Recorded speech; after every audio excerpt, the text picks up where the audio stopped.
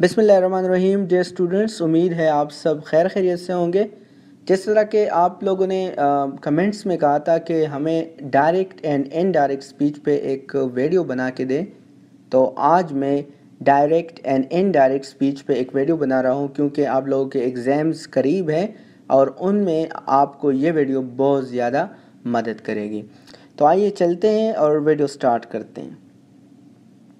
Direct and indirect speech. सबसे पहले तो हमें स्पीच के मुतालिक बात करनी चाहिए कि व्हाट इज़ स्पीच। मैं जो कलाम कर रहा हूँ ये स्पीच है, आप जो बात करते हैं वो स्पीच है, ठीक है। तो रोज़मर्रा के जो हम जितनी भी बातें करते हैं उसको स्पीच कहा जाता है। अब सवाल ये बनता है कि what is direct and indirect speech. तो आम मामूल में बहुत सारे वाक़यात होते हैं, हम लोगों के साथ उठते बैठते हैं, कोई किसी ओकेजन पे जो है वो हम एक दूसरे के साथ जो है वो सोशली जो है वो हम एक दूसरे के साथ इंटरेक्ट करते हैं, या ऑफिस में बैठे होते हैं अपने कोलीग्स के साथ जो है वो कोई ऑफिशियल मैटर जो है वो डिस्कस कर रहे होते हैं, या कोई ईमेल लिख रहे होते हैं। तो हम दो तरह से उन वाक़यात को बयान करते हैं। या तो हम डायरेक्ट स्पीच कर रहे होते हैं किसी चीज़ को बयान करने के लिए, या इनडायरेक्ट स्पीच कर रहे होते हैं। तो अंग्रेज़ी में हमारे पास यही दो तरीके हैं किसी बात को बयान करने के लिए। अब डायरेक्ट क्या है और इनडायरेक्ट क्या है? डायरेक्ट स्पीच को हम कोटेड स्पीच कहते हैं और इनडायरेक्ट स्पीच को हम कहते हैं रिपोर्टेड स्पीच। अब कोटेड और रिपोर्टेड में फ़र्क क्या है वो आगे हम जाकर जो है वो समझेंगे। तो अब डायरेक्ट स्पीच है क्या? तो saying exactly what someone has said is called direct speech, sometimes called quoted speech. किसी के एग्जैक्ट वर्ड्स यूज़ करना, इस्तेमाल करना अपने कलाम में, जैसा कि उसने कहे होते हैं वो अल्फाज, आप वो अपनी ज़ुबानी वो बयान करते हैं, उसको हम कहते हैं डायरेक्ट स्पीच। जैसा कि हम कहते हैं ही सेड या Aslam said I am coming. अब ये आई एम कमिंग क्या है? ये असलम के अल्फाज है, एग्जैक्टली वही अल्फाज है जो असलम ने यूज़ किए थे। तो इसको हम क्या कहते हैं? डायरेक्ट स्पीच, जिसमें हम किसी के अल्फाज को बिल्कुल एग्जैक्टली उसी तरह पेश करते हैं जैसे उस बंदे ने कहे होते हैं।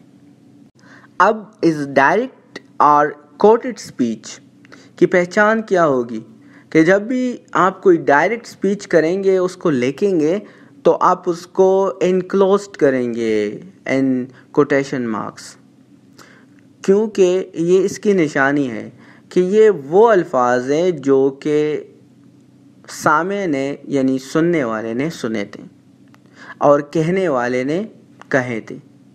इसमें जो सुनने वाला है या अभी बयान करने वाला है, इसके अपने अल्फाज शामिल नहीं हैं।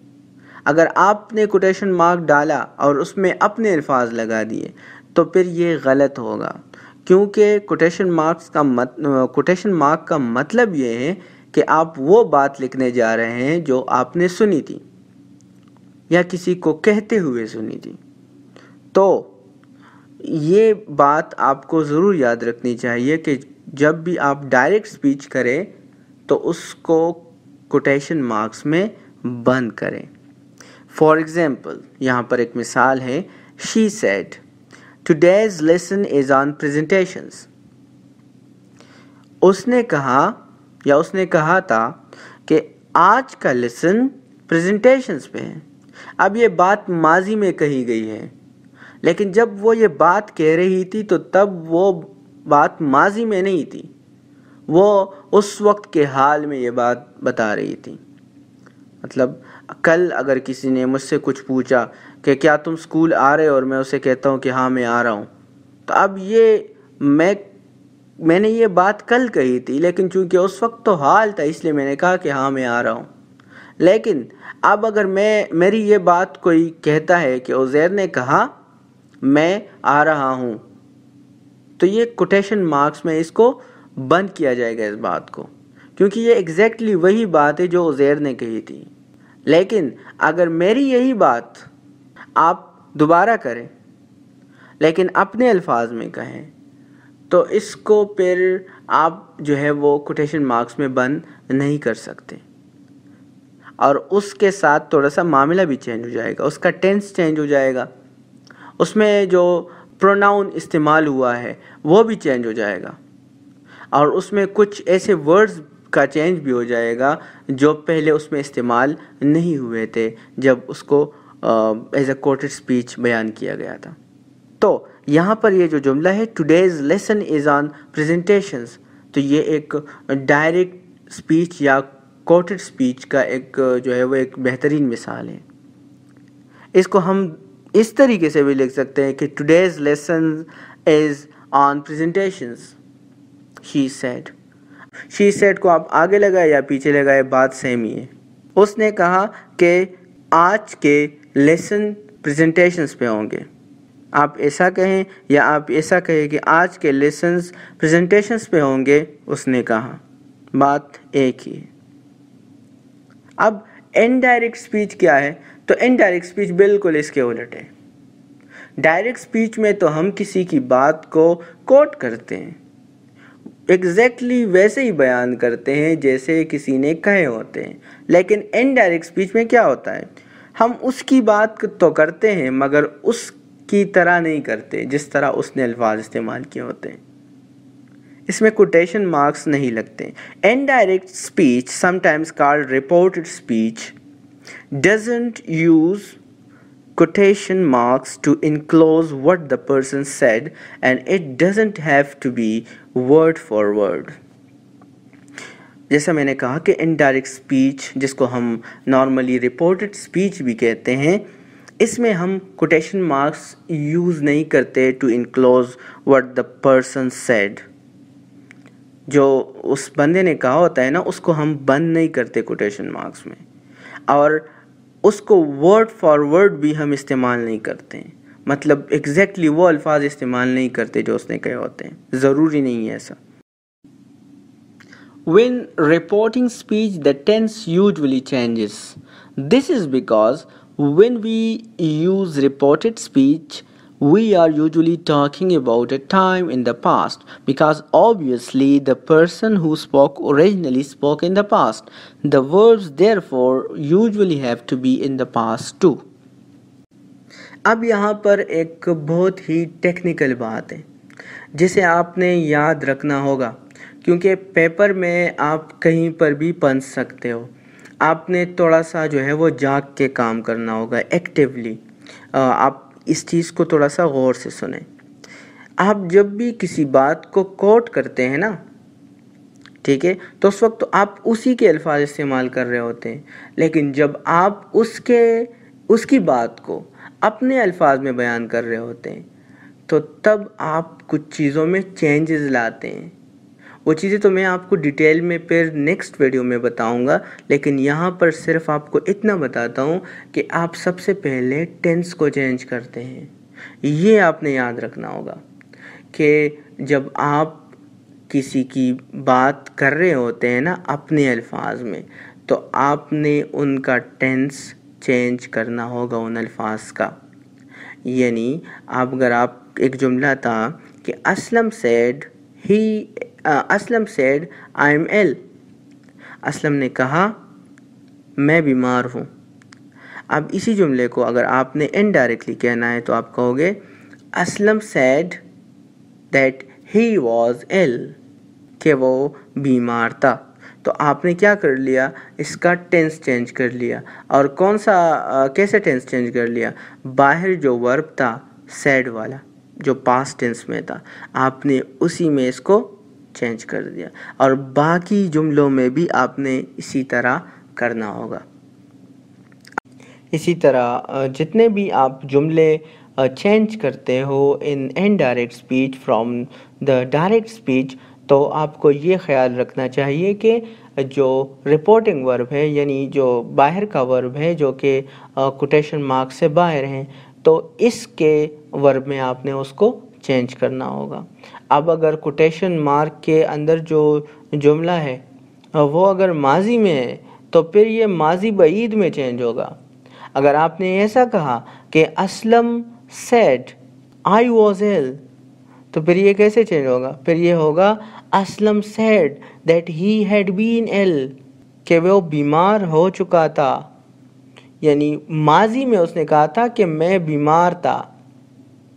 تو اب یہ بات اگر آپ ابھی کہو گے تو آپ کہو گے اسلم نے کہا تھا کہ وہ بیمار ہو چکا تھا، تو وہ ماضی میں ماضی ہو گئی. صحیح ہے نا؟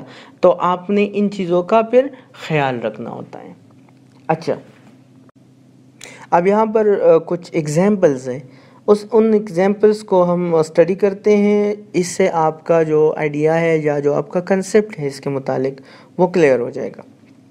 Today's lesson is on presentation, she said. اور she said today's lesson is on presentations. اس نے کہا کہ آج کا جو لیسن ہے وہ پریزنٹیشن کے تھرو ہوگا یا پریزنٹیشن پہ ہوگا. انڈائریکٹ ہم کس طرح کہیں گے یہ بات؟ تو ہم کہیں گے she said that day's lesson was on presentations, کہ اس دن کا جو لیسن تھا وہ پریزنٹیشن پہ تھا. کیونکہ یہ تو اس نے ماضی میں کہا تھا نا کہ آج کا لیسن پریزنٹیشن پہ ہوگا، پریزنٹیشن کے ذریعے لیا جائے گا. صحیح ہے؟ لیکن اب تو وہ گزر چکا ہے نا وہ وقت. تو اب اگر آج ہم اس کی بات کریں گے تو ہم اس کو ماضی کے ٹینس میں یوز کریں گے.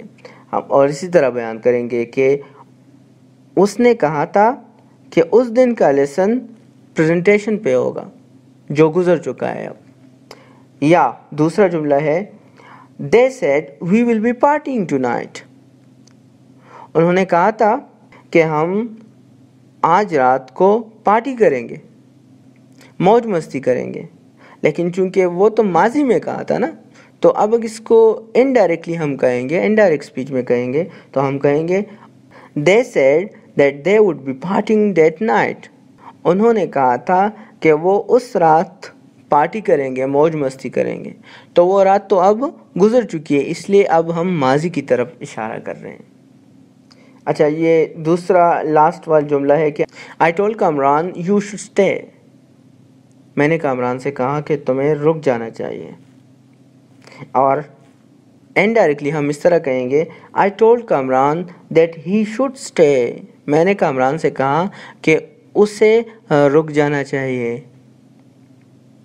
تو جو آپ چینج دیکھ رہے ہو نا پروناؤنز میں، ٹینسز میں یا ورڈز میں، یہی ہم آگے پڑھیں گے انشاءاللہ ہم اگلے لیکچر میں. اور یہی بات میں آپ کو لاسٹ میں کہنے جا رہا تھا کہ یہ 3 چیزیں آپ کو ریممبر رکھنی چاہیے. وہ کیا ہے؟ سب سے پہلے پروناؤنز، اس میں چینج آتا ہے، چینج ان پروناؤنز.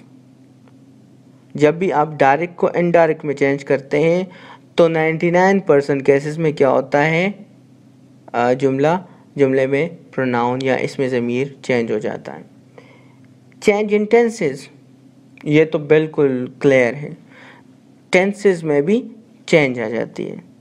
ایک چیز اگر کوٹیشن مارک کے اندر حال میں ہے تو وہ پھر اس کو ہم مستقبل یا ماضی میں چینج کر لیتے ہیں. صحیح ہے؟ اسی طرح چینج ان ورڈز، الفاظ میں چینج ہو جاتا ہے. ٹمارو کو جو ہے وہ نیکسٹ ڈے کہا جاتا ہے، یا یسٹرڈے کو جو ہے وہ دا پاسٹ ڈے یا دا پریویس ڈے کہا جاتا ہے. یا اسی طرح دیگر اور بھی ورڈز ہیں جو کہ ہم استعمال کرتے ہیں انڈائریکٹ اسپیچ میں. لیکن چونکہ اب تو یہ لیکچر انٹروڈکٹری تھا اور تقریباً میں نے سارے جو اہم جو ہے وہ پوائنٹس تھے وہ میں نے آپ کے ساتھ ڈیٹیل میں ڈسکس کیے. اگلے لیکچر میں انشاءاللہ میں رولز جو ہیں ڈائریکٹ انڈائریکٹ کے وہ میں آپ کو سارے جو ہے وہ A to Z آپ کے ساتھ شیئر کروں گا. تب تک کے لیے اللہ حافظ.